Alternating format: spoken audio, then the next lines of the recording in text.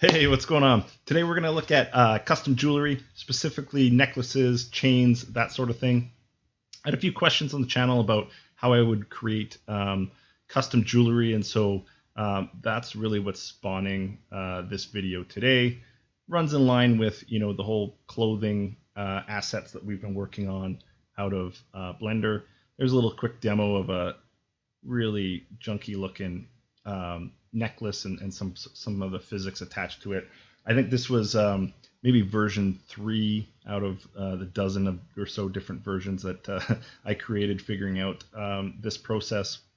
You can see as I sort of rotate the body around, the necklace goes with it, kind of hangs down. You can kind of see the hoodie strings pairing around there. That's where I got a lot of the idea on how to make this work in the right way. Not every not every version was successful. I think this was my first or second attempt. So it was a bit of an iterative process figuring this out. I have another project here, I think with the third person character with one of the later prototypes. Yeah, you can see she's kind of got a chain hanging around her neck there and sort of flopping around with some physics. Not perfect yet, but I thought I'd stop at this point. I've got the process figured out enough that I'd stop and we can video and sort of create the next one and perfect that one so it's sitting on the Metahuman in the right way.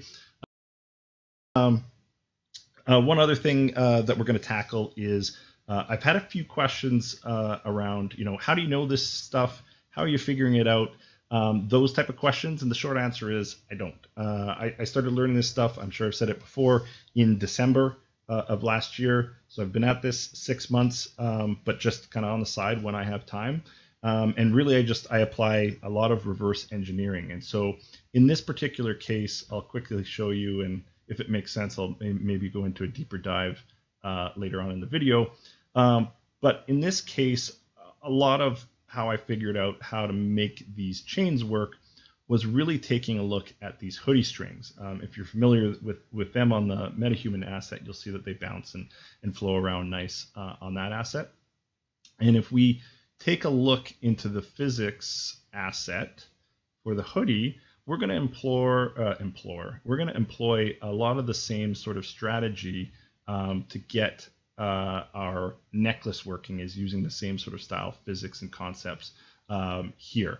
And so a lot of sort of figuring this out was really just inspecting this asset and playing around with it and breaking it and things like that to sort of figure out, well, how does it all work?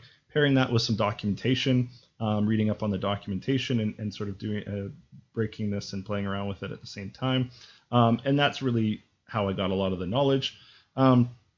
And then, as per usual, I don't think that you guys will be surprised, but we're going to dive into Blender, and we're going to look at building a necklace in Blender. You can see this is the sort of finished product of the first necklace that I was demoing to you there.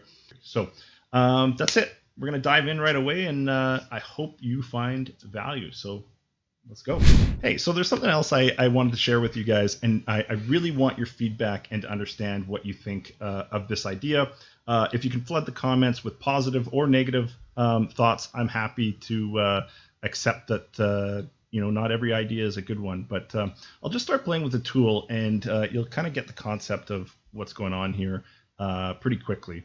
The idea is to have the tool be able to hot swap characters and customize characters pre-runtime in the editor. And I'm just zooming in here to just demonstrate that there's no quality lost on any of the clothing assets, the same high quality that you'd expect with the ones that were delivered with the Metahumans.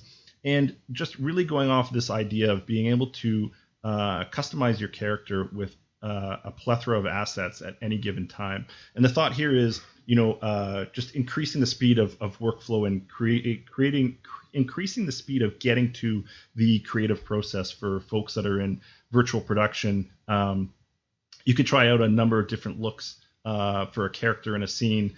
You could film a character in one scene, in a certain set of clothing, and then quickly move the character over and hot swap their look, and then continue filming.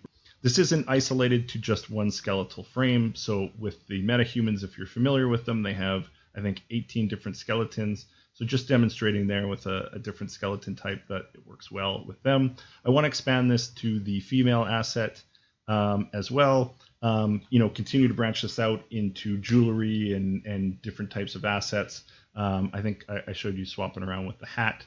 And so that's really the concept behind this. I want to release this for free. I want to release every asset that I create for free with a royalty-free license. And I want to do this all in the marketplace. So that's the idea behind this. I love the Epic ecosystem. I love the no barriers approach that Epic is doing this. It just allows anyone, regardless of their financial situation, their location in the world, to have access to the same tools, be on the same playing field as anyone else in the world, and just expand that creative process. And so I really want to contribute to that ecosystem. I want to release this for free, but I want to understand from you guys, is it worth investing time into this asset to do that? I do have to figure out a few logistics. I'm working 2 jobs right now, this channel and the things that I'm doing, the projects that I'm doing on this channel. That's not sustainable for in its entirety. So I'm gonna have a conversation with Epic around mega grants and see if there's an angle there to sort of get some support for the work that I'm doing on the channel. The other thing that I want to do with this tool, just going on that same line of thinking, is the same that I've done the whole way along. Is I want to show you how I'm creating these assets. I want to empower you with that knowledge. I want to show you how I created the tool and empower you with that knowledge and sort of grow this as a community. So yeah, that's sort of what I want to share with you today. If this is of interest, like I said, flood the comments. Again, negative comments are of value too. I mean, not every idea is a good idea, so appreciate that feedback as well. If this is something that you want to see sort of steamroll or get the ball rolling on, share it on social media. If you know folks at Epic, reach out to them and get this on their radar if it is important enough. Otherwise, I'll just keep working on these sort of things. I'll take your feedback and I'll continue to do what I've already been doing on the channel and continue to share the knowledge and continue to contribute to that no barriers philosophy. This creative process, these tools are for everybody, and I love that. So let's just keep going. Okay, so what we want to do is we want to open up Blender. We want to hit a general project. We hit A for all, X to delete, and then we just delete all of those objects out of our scene. We'll hold the left shift button, and then we hit A for add. We're going to pick a mesh. We're going to pick a UV sphere. We're going to select that sphere, and we're going to hit S to shrink that sphere down. Whoop, just like that. Yeah, that's cool. The other thing we want to do is we want to hit Shift A, and we want to add a curve to this scene. And what we want to do is we want to add a circular curve. Now we've got 2 objects in the scene. With the sphere selected, we're going to go over to the right side of the screen and we're going to click on this little wrench here. And what that wrench does is it opens up the modifier section. You can think of the modifier section as sort of like post-processing for 3D objects to some extent. Basically, we're applying a procedure to our selected object. And so the modifier that we're going to apply in this case is called an array. And what an array is just a growing or a shrinking set of objects. And so in this case, we can grow or shrink an array of spheres.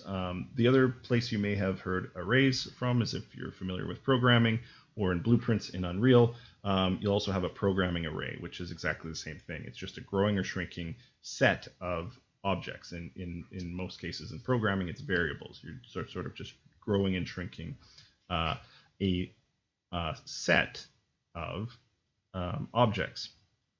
Anyways, enough about arrays. The other thing that we're going to do is in modifiers, if you click this little triangle, it just shrinks the window there, and you can see all of the modifiers that you've applied. We're going to add another modifier, and the modifier that we're going to add is a curve modifier. And what this guy does is it allows us to attach an object to sort of a curve that's out there. There's a couple ways to do that. You can click on this little square and it'll give you a list of all the curves that you can attach your object to. you can hit this eyedropper and you can select from the edit window or up in your viewer window, and you can just eyedrop any curve that you want. And then when you do that, what happens is your sphere is now applied to that curve. And because we have an array, it starts having the array follow along that curve.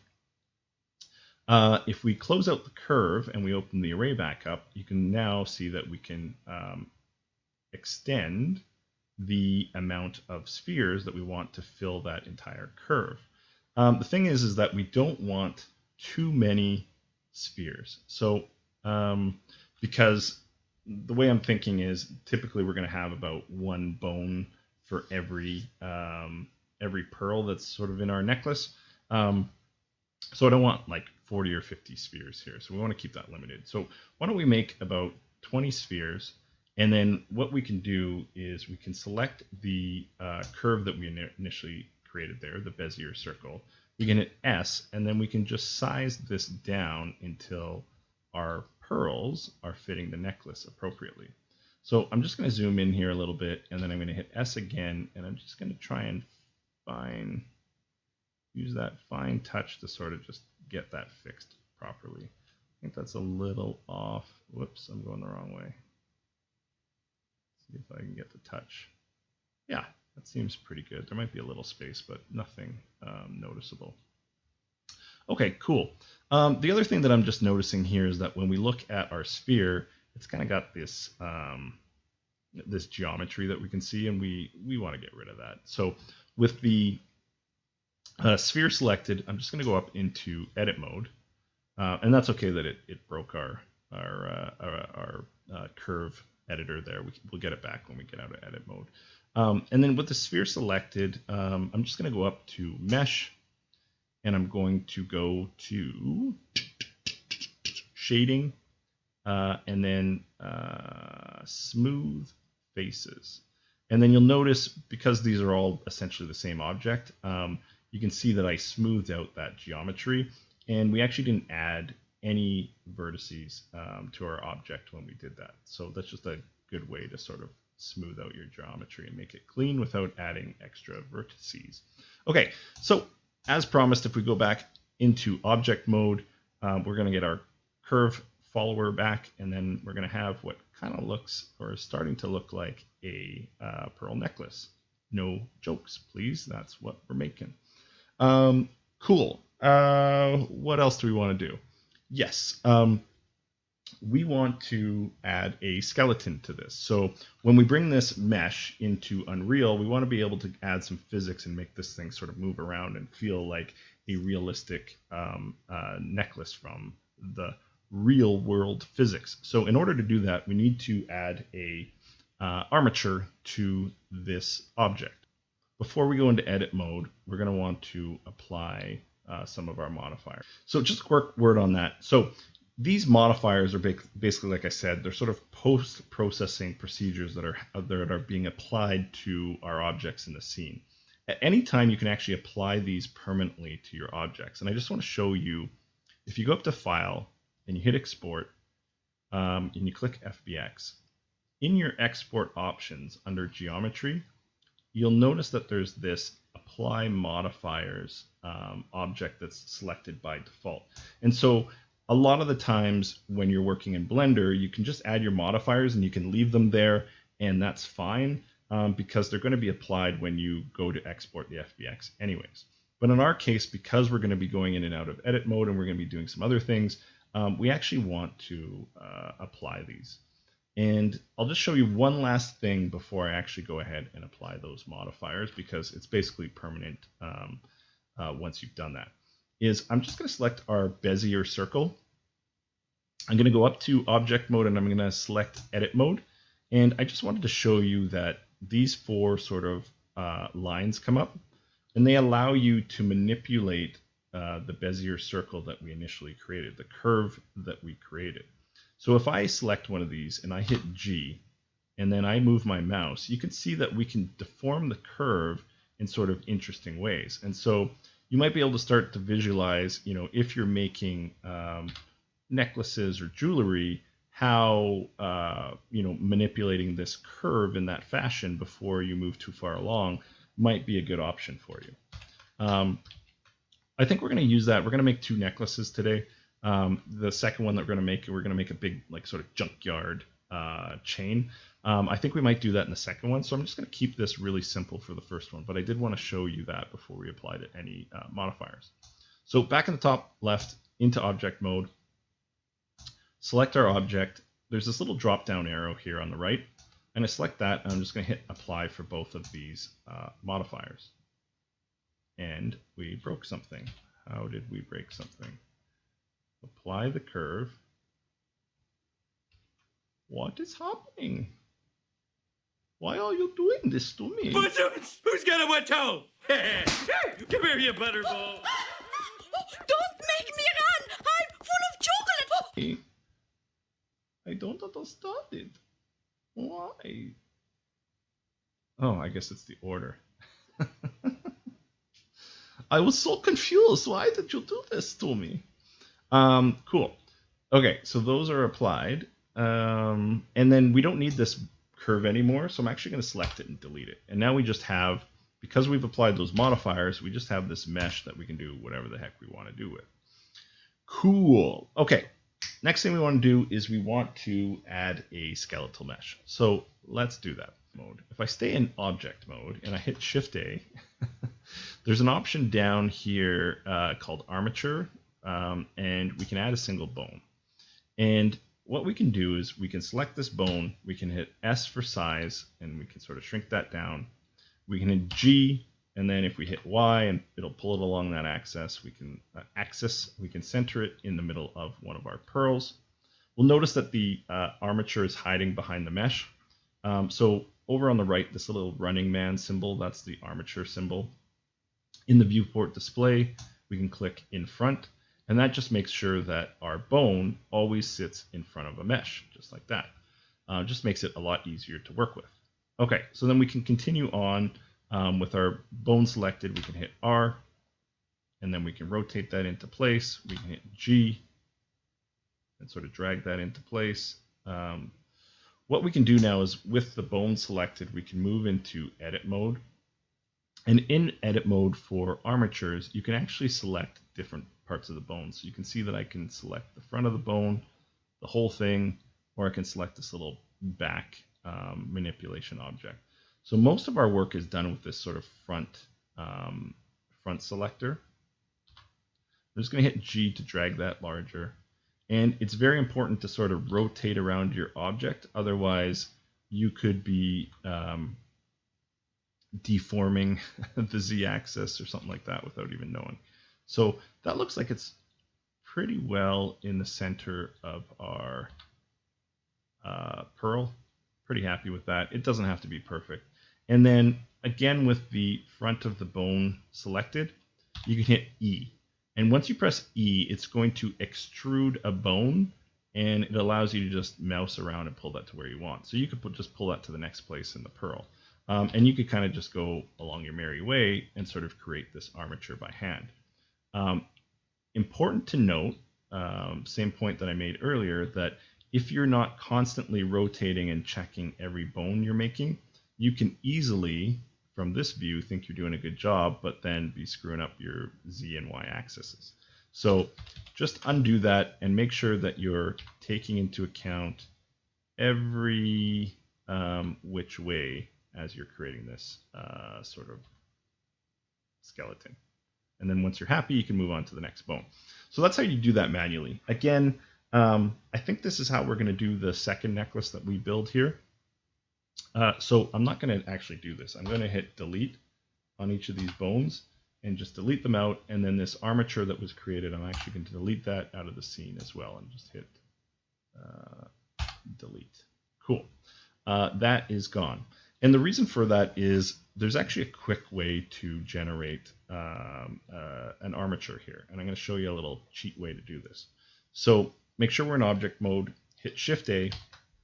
We're going to add a mesh, and we're going to add a circle. And then with that circle selected, we're going to hit S.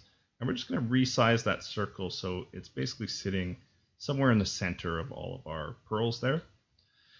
And then we're going to add a modifier to this circle mesh that we created. So add a modifier, and then we're going to add a skin modifier. And you can see what that does. It's basically, it skins a sort of one-dimensional line into a 3D object. It adds a skin to it. We don't actually care about the skin, though. What we want is inside this modifier is a create armature. And you'll notice as soon as I click that, an armature has been created in the same pattern as the circle that we created. So if we go up to this circle and hide the mesh, you'll see that armature is now sitting perfectly over our necklace. Awesome.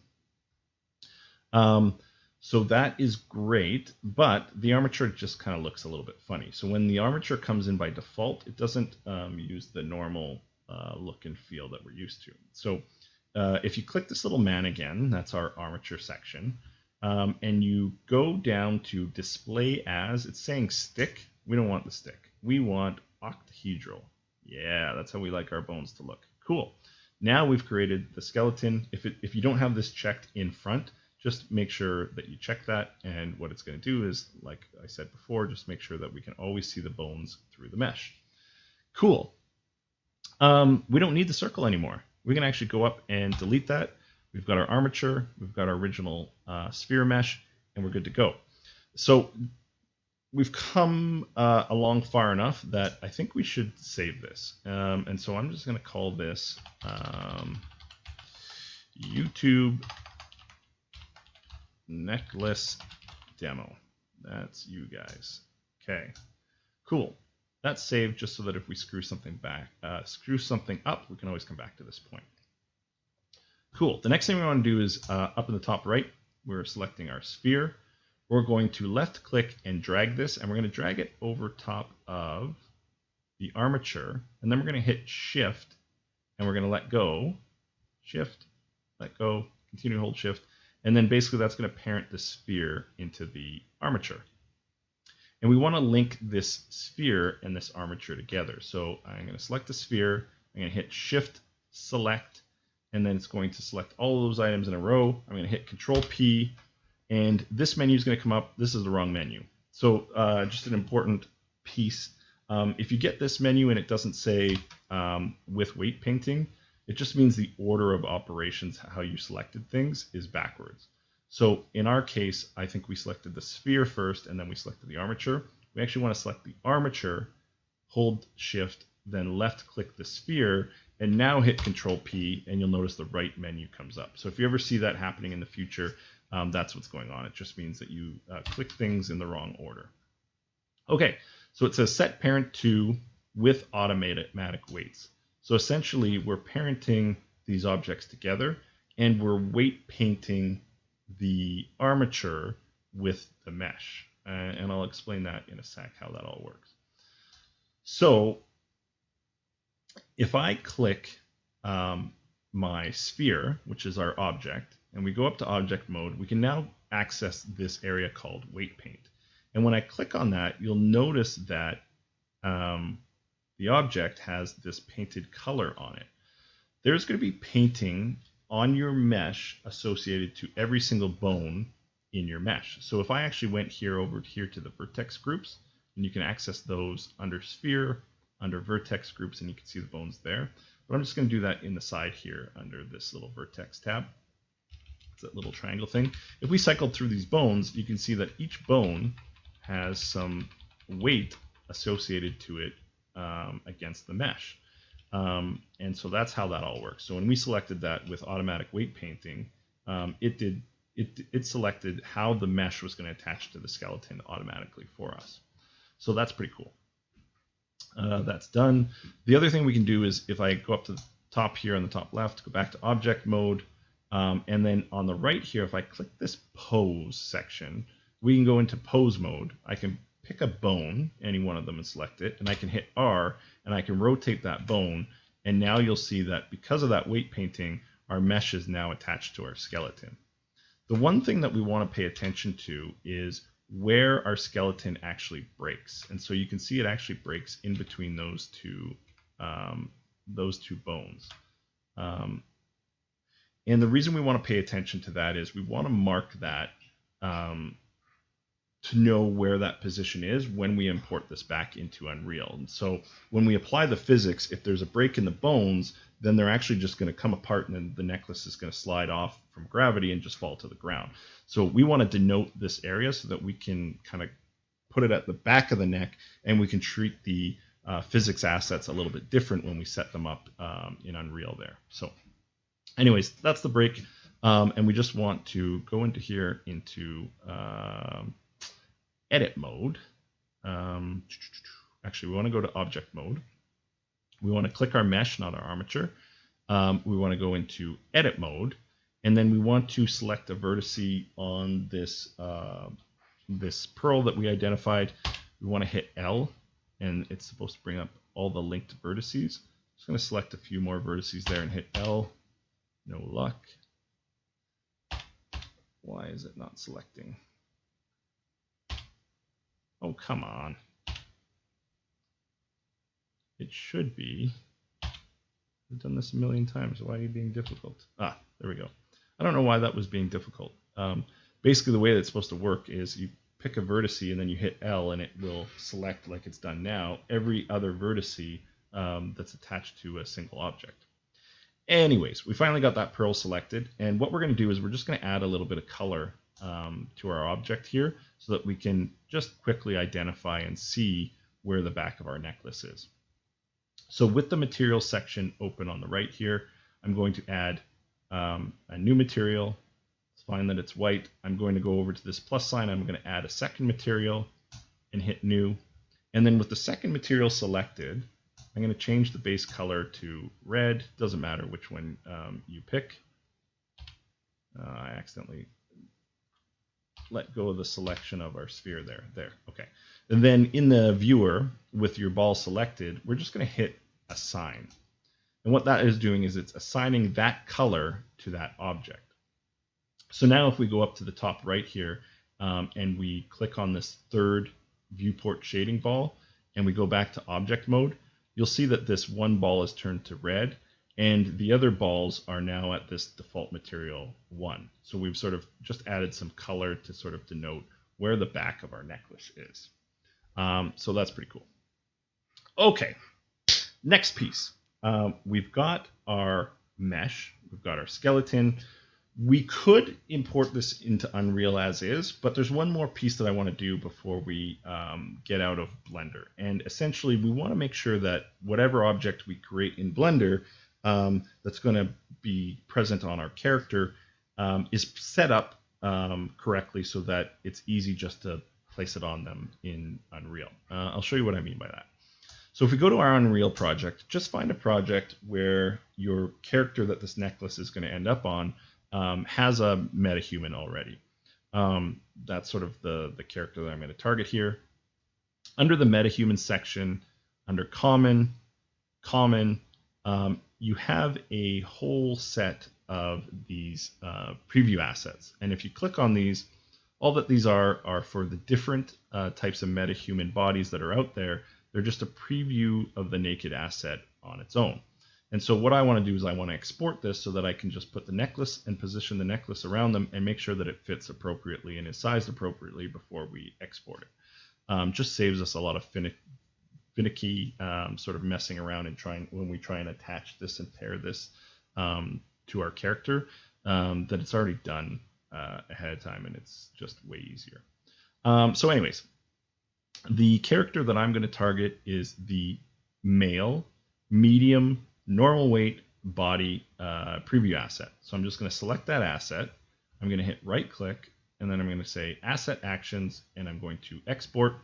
I'm going to pick whatever location that makes sense for you. And then I'm going to hit export and you can unselect all of these settings and just leave these other two is fine and the default is fine, but you don't need any of that other extra crap. And then just export it. I've already done it, so I'm just going to cancel out of that. And then back into Blender, I'm going to go File, Import, click FBX, and then we're just going to navigate to the location where we exported that preview asset. And so here's mine, male, medium, normal weight, body, preview. The settings that you want to import this on, if you've seen my videos before, I always use -X forward and Z up. And this is just making sure that the proper rotation of the asset is maintained when importing and exporting out of Blender. So -X forward, Z up, X and Y axis, and then we're just going to import it. There we go. There's our dude. So with the middle mouse button, click down, we can sort of just pan around our dude. Because we colored our necklace nicely, we know that the red portion goes at the back.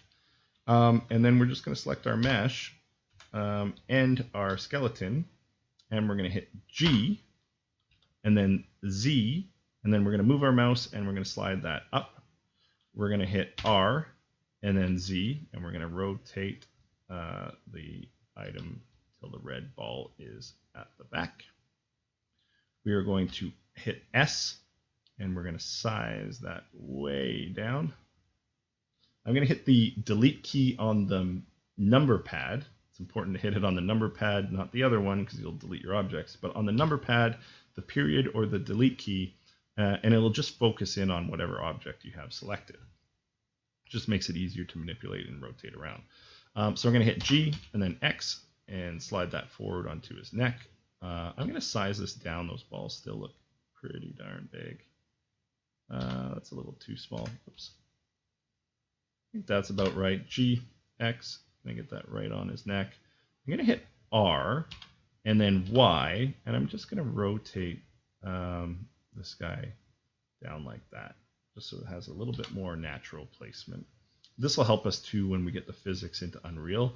It'll give us some distance from the ground to allow us to sort of manipulate and play with the physics a little bit. So we'll do that. G, Z, G, X. Oh, it's starting to bleed into his shoulders a little bit. So let's just go G, Z. It's not too bad. I don't mind if it bleeds into the back of his neck a little bit. We won't see any of that. But that seems to be sitting, if we imported that seems to be sitting on our character pretty well. The only other thing I'll do is I will select these things, and then G, Z, and we'll just raise it up just a little bit so it's hovering there. Yeah, that's cool. Okay, I think that's good. That's all that we needed the preview mesh for. So I'm going to select the preview mesh. You can do it in the editor. You can do it up here in the window, and just hit delete. The armature is still there, so I'm going to delete that. And then there's actually a little piece here still left, and so I'm going to hit that again. There's probably a way to delete all three at once, but anyways, that's gone. We're done with that. And then I'm just going to select again in object mode, select everything, hit G and Z to keep it on the Z axis, and then we'll just bring that way back down closer to the origin again. And like I said, we do want this, we want it close to the origin, but we do want it off the ground so that when we play with the physics in Unreal, that we've got a little bit of space to create some physics assets, and when we simulate it, we can see it falling and all that sort of stuff. So I like it there. Yeah, looks good. Cool. I'm just going to hit save. We can save as. I'm just calling this YouTube necklace demo. Just saving that Blender file in case we need it. Do we need to do anything else? We've got our armature. We've got our necklace. We've got it associated to the preview mesh. I think we're good. I think we can export this as an FBX, and then I think we can import it into Unreal and see how we've done. So we're just going to go and select the object, select the armature. We're going to go File, Export as an FBX. We can keep the same name. Over on the right here, we're only going to select the armature and mesh. That's all we care about. I don't think there's anything else, but just to be safe. Under armature, we're going to uncheck add leaf bones. We don't want Blender adding any extra bones. And then we're just going to confirm that our forward is -X and our up is Z, and that our primary bone is on the X and secondary is on the Y. And then that should be good to hit export. Cool. Let's close out of Blender. Yeah, and save it. We can always load it back up. Okay, back in Unreal, we are going to find our folder with our object in it. So here's mine. We can, in the content browser, create a new folder, and we'll just call this necklace demo. We will right-click the folder. Nope. Right-click the folder. I like to change the color of the folders. Makes them easy to find. Whatever color you like. Let's pick a cool one. Turquoise. Cool. And then just, when we're scanning the content browser or we're looking around here, it's just really easy to find that folder. Cool. We're going to drag in YouTube necklace demo. Get rid of that. This is all good. We're going to generate our own skeleton.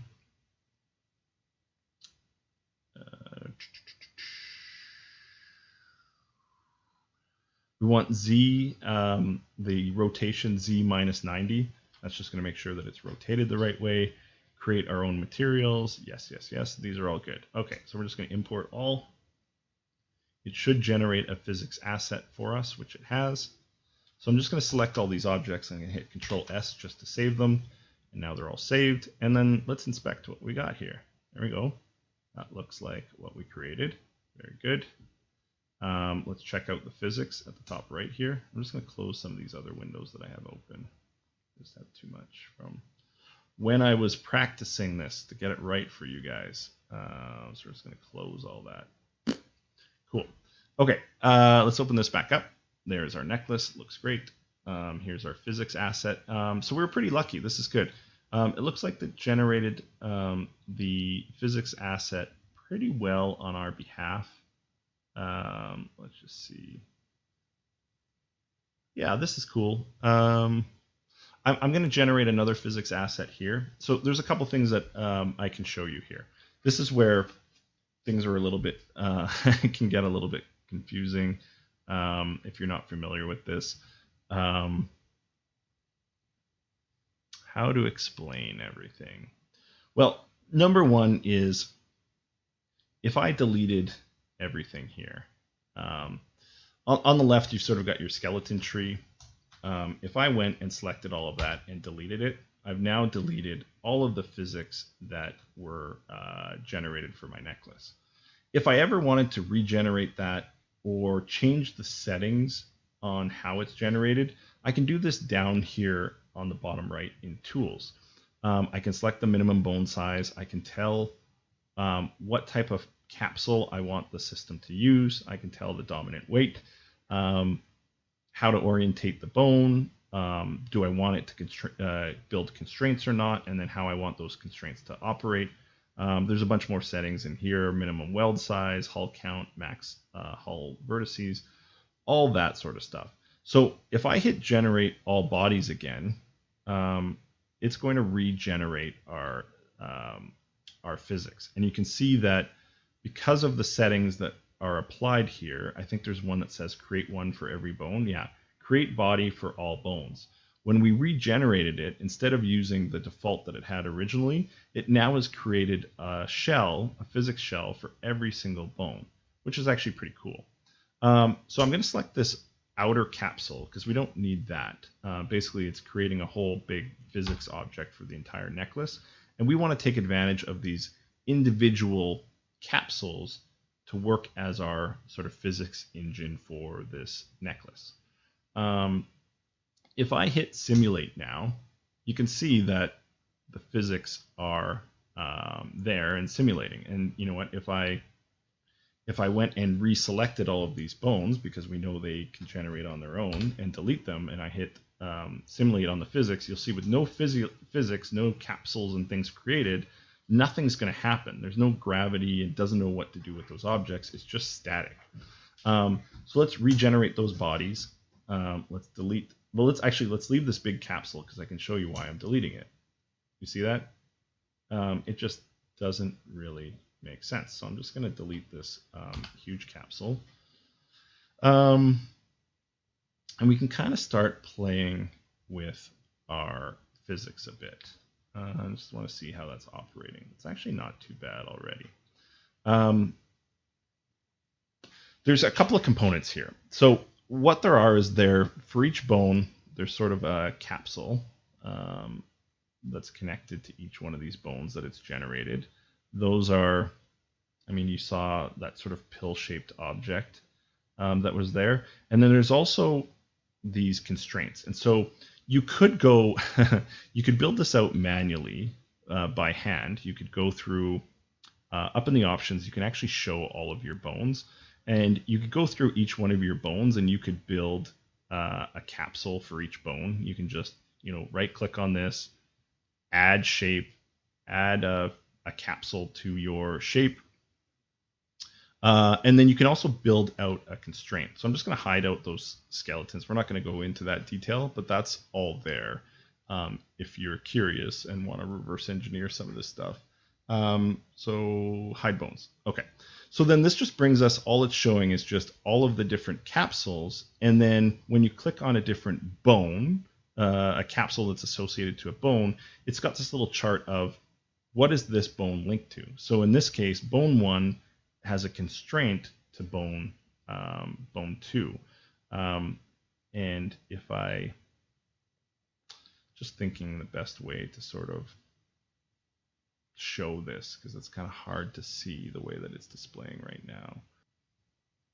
Oh, here, physics, no, character, constraints, none. Okay, yeah, turn that off. And show character, let's turn on the bones, all hierarchy. Yeah, here you can kind of see what's going on here. So when I was telling you about bone 1 and the constraint, you can see that bone 1 and bone 2 are here. The constraint of bone 1 and 2 is positioned here. If I go to bone 2, it's got a constraint from bone 2 to bone 1, but also bone 2 to bone 3, which makes sense, right? So bone 1 and bone 3 are sitting here, and bone 2 is sitting in the middle of those two. And then it's constrained to those bones, if that all makes sense. So it's just basically creating the link of the skeleton and creating the link of the physics all together. It's a little bit complicated, but that's sort of how it works. If I haven't done a good job of explaining it, my apologies, but that's just basically how it all works. Okay. All right. So what do we need to do with all of this? We've now got our physics set up. It's somewhat working. The first thing that we want to do is bone 1 and bone 31 are these two bones right here. And this is essentially where the armature breaks. And so there's a couple of ways to control the physics. With bone 1, if we look over at our details panel, there's this physics type. And you can have a kinematic physics type, or you can have a simulated physics. And a good way to think about it in purposes of this is that the kinematics is going to be your rigid placement. So if I select bone 1 and bone 31 and I change those to kinematic, and I then select bone 2 all the way through to bone 30 and change those to simulated, and then save that, watch what happens when I simulate the physics. See the difference? So this was all falling down before, but because now I've changed these two objects to kinematic, we've now got some rigid portion of your necklace. And so I think you can start thinking about why I would have put the necklace at the back of, or that part of the necklace and the kinematics at the back of your neck, because now we've got it attached here and the flowy part just sort of hangs down. And if we go back to what I was explaining in one of the scenarios at the beginning of the video around how do you figure all this sort of stuff out, if we go back to the hoodie and the hoodie strings as an example and open that up and look at the physics, there's a couple of physics assets, but the one that we want is the hoodie strings. You can see the same thing is happening on their side. When I simulate, you've got two constraints here that are tied to one of the body's bones, and these are kinematic, and the rest of these are simulated, which is now got these basically 2 anchor points with the kinematic physics, and then the simulated physics sort of hanging down and doing the flowy portion of it, if that all makes sense. Okay, I'm just going to close that and get rid of it. But that's sort of how I figured all of this stuff out, was just playing around with those hoodie strings. So I just kind of wanted to demo that if you guys are wondering how you can kind of figure out some of this stuff on your own. Cool. Okay, so we've got that simulating okay. What I want to do next is attach it to a character, and then we can see some of the problems that are there at this stage, and then we can go back and we can change the physics and fix those problems so you know why we're making the changes to the object in the way that we're doing it. So I'm just going to hit Alt, select the arrow here, and I'm going to drag this dude over because we're going to use him. I'm going to go into his BP. I'm going to go into the viewport, and I'm just going to delete this necklace that I was messing with. On the left here, we want to add a component to the body.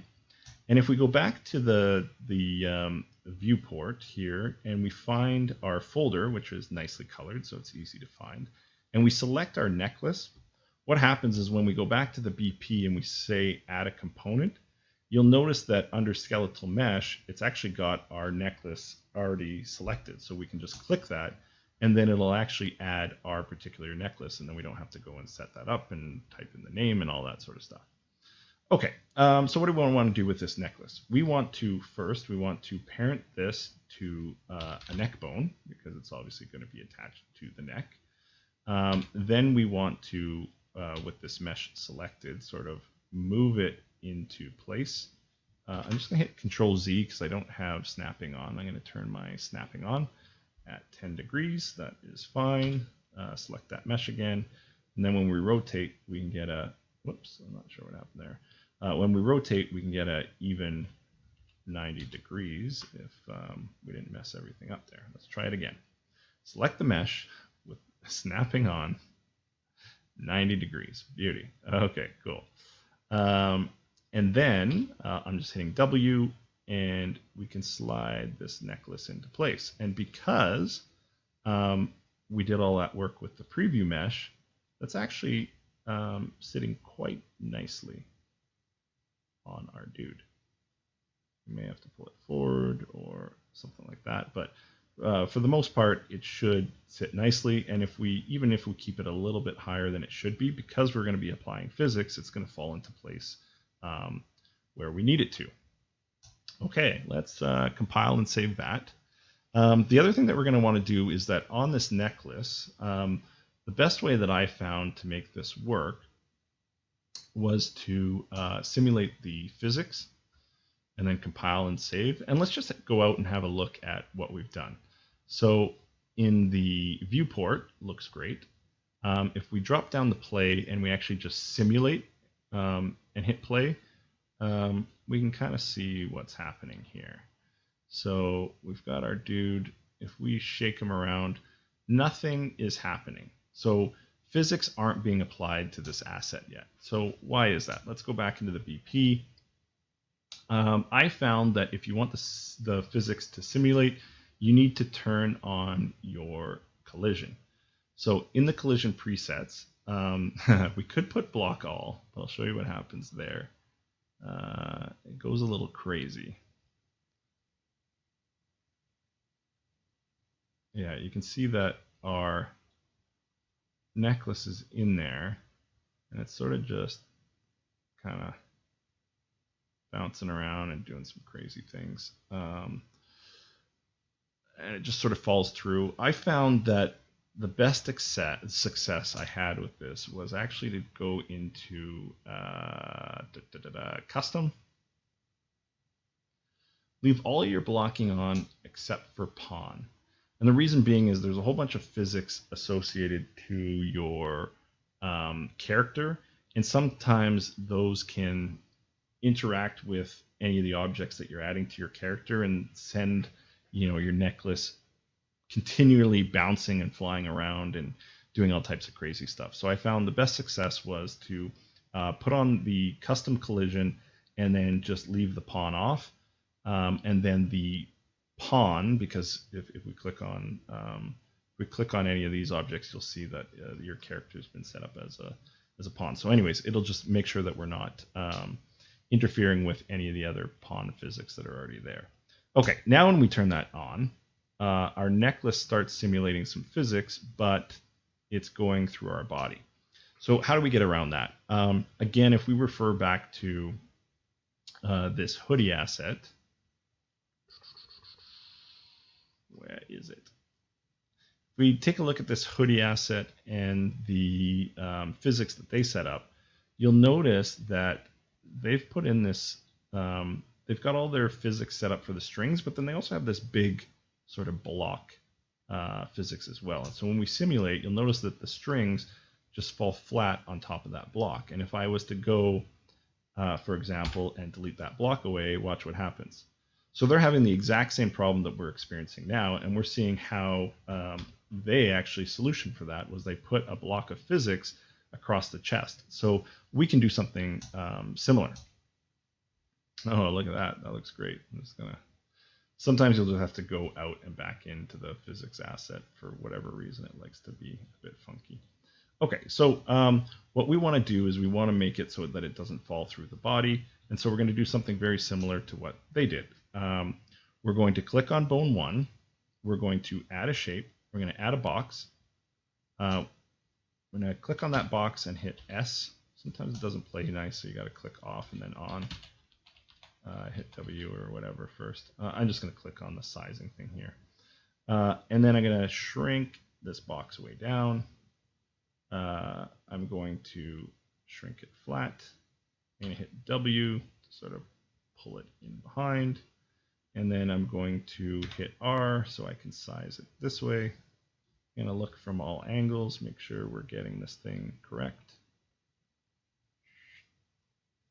And the rotation seems a little bit strange, so we're just going to rotate that.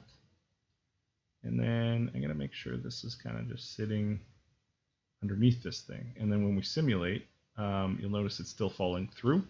So we've got to put some collision on this box. So if we right-click this box and we say collision, enable collision all, it's still not working. Why is that? Why is it falling through?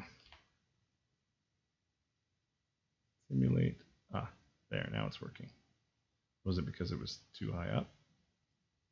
Yeah, okay, it was interfering. So if you don't have this box right in the right place, then it's going to have some problems. And you notice here it's still bouncing around, so I don't love that. There's a couple ways to fix that. We could add kinematics here. We could stop the simulation and we could try moving that. And we'll leave that for now. We'll just see how that works. So we're going to save that, go back into the level, hit play, and you can see it's better. It's still not quite right. It's still hiding inside his body. So we're going to go back to this guy, and we're going to try and pull this right up snug and see what happens. Save, play. Okay, that's a little bit better. Starting to happen there. Okay, still, look at that. It's going crazy. Not loving that. So, still a bunch of work to do with the physics. It looks good here, but then when we get it into the actual level, it goes a little bit nutty. What I'm thinking we can do is we can make the rigid part of the necklace, we can expand it because we've basically only got it on these two bones, bone 1, you can see with the lock, and bone 31. What we can do is we can start expanding that out and see how that helps form the shape of the necklace, because it's fine if it's all rigid around here. I mean, sure, in real life you could pull the necklace and do crazy things, but for our purposes, if we're going to be running around a level or doing things, we really want it to sit on the neck the whole time. So I'm actually going to add bones 30, 29, and actually all the way out to 28. And sorry, with those selected, just over here on details, I'm going to go to kinematic, and then I'm going to do the same thing for bones 2 to 4. Switch those to kinematic. I'm going to save that, and let's just see how that worked out for us. Yeah, a little bit better.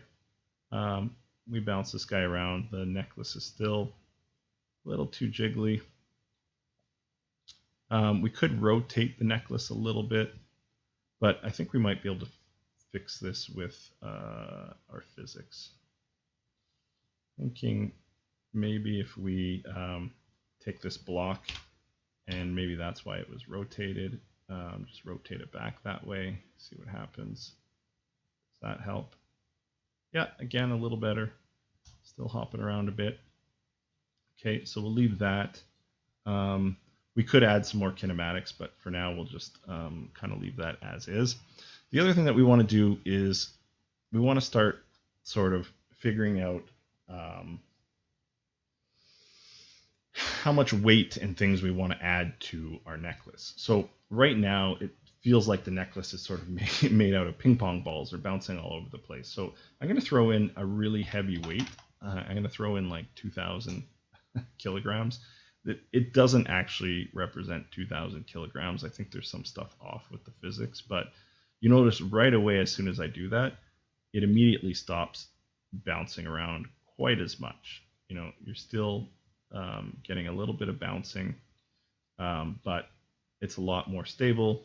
If I move our guy around, it hops around a little less, and it's really starting to get the look and feel that we're going for. Hit left click in the editor, we hit right click, and then we select all constraints. Remember, if you refer to this graph down here, this is the constraint, the tie between two bones. How do these bones connect to each other? We're going to select all the constraints, and then we're going to go down here into linear limits and angular limits, and essentially you can move these things around and you can adjust the settings for each of these. So on the linear movement, we've got everything locked in terms of constraints. On the angular limits, we're allowing some movement. So left to right, we're not allowing, or X, Y, and Z, we're not allowing a whole lot of movement. On the sort of angle of our constraint, we're allowing limited movement up to sort of 45 degrees. So what I want to do is I actually want to reduce these to, I think, let's try 30, 25, and that's going to allow our sort of angular physics to take place, but within a limit. We're not going to allow it to swing outside of 30 and 25 degrees on their swing 1 and 2 limits.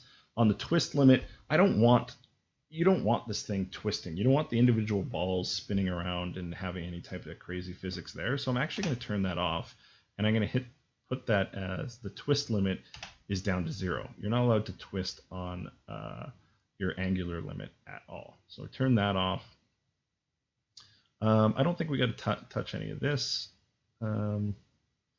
We could enable the slurp here and turn this down to 40 or 30.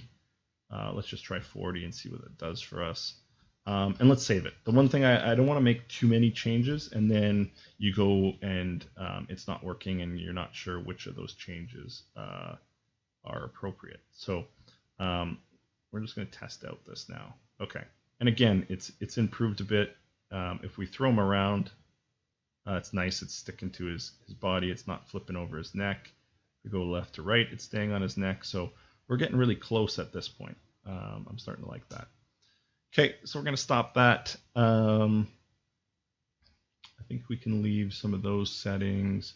Just trying to think about what else we want to adjust here. We select all these bones. We could. I've had some success. I can't talk. I've had some success with limiting the inertia tensor scale, and if you just read the explanation there, it says bigger numbers means it'll be harder to rotate. If we think about our axes here, I'm just going to hit W so we can, oh, here, there's a picture of it here. So Z is up, X is out that way, and Y is this way.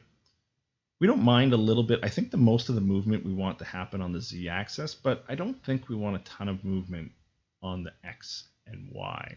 So I'm thinking if we select these bones and we put in a value of, let's just say 3 on the X and Y, and save that, and then take a look at what happens here, I think we see some instant calmness in our simulated jewelry there, which I really like that. That's really starting to feel the way that we want. I think it's still jumping around a little bit. So I might even limit, I wonder if we limit the Z, like with a 2, what happens there? Simulate, is that, oops. Oh yeah, see, much better. I like that. We could play with the weight, because it's still, now the physics are moving a little bit slow. So this is now that we've got it the way that we want. If we took this down to say 1500 or something like that, I bet you it's now going to start, allowing us to adjust that weight without it breaking. Yeah, so I really like that. That's really starting to feel good. Still a little bit of extra movement here, like it still seems a bit wobbly. It's not sitting quite right on his chest, so a few things to fix in here. W, and we'll just change the view so we can just pull that right in. We pull it down too. We don't want that interfering too much with hair and stuff. Like, that's the one thing to be careful. If you build out physics and have them sticking around, you're going to start influencing other parts of your character, right? So if we grew this out way too much, we'd start actually influencing the hair, and we don't want that. Cool.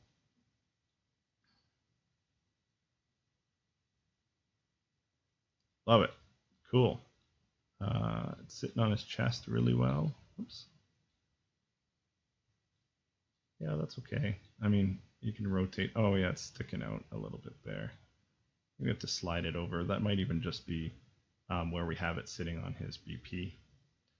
We could also, if we wanted to, we could stick a capsule up here too on this bone. So I'll show you what I mean. I don't think that I'm going to do this, but you could add a shape and add a sphere. No, not a sphere. You could add a shape and add a capsule. Notice how when it's added, it just starts messing with the physics. Whoops. We want to size this way down.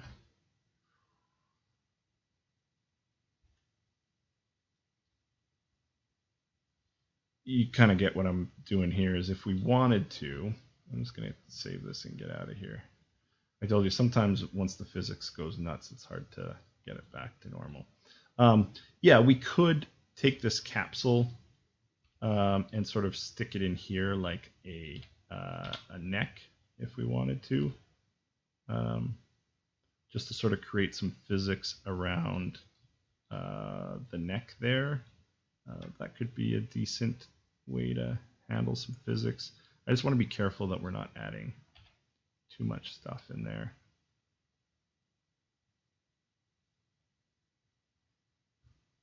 And you'll notice too that in our little graph here, that now see the body bone 1 has 3 shapes. So it has the initial capsule, this new capsule we just built, plus this sort of rectangular object that we stuck in here. Oh, look at that. Amazing. Cool. So one thing with the physics is it can be a little bit finicky. Oh yeah, I love that. That's cool. That's a really good feel. Yeah, you can see because we added that sphere in the middle that it's sort of cleaned up it digging into the neck and things like that. Again, you can add kinematics in a couple of different places if you didn't want it to move anywhere. But I think we'll leave that for now.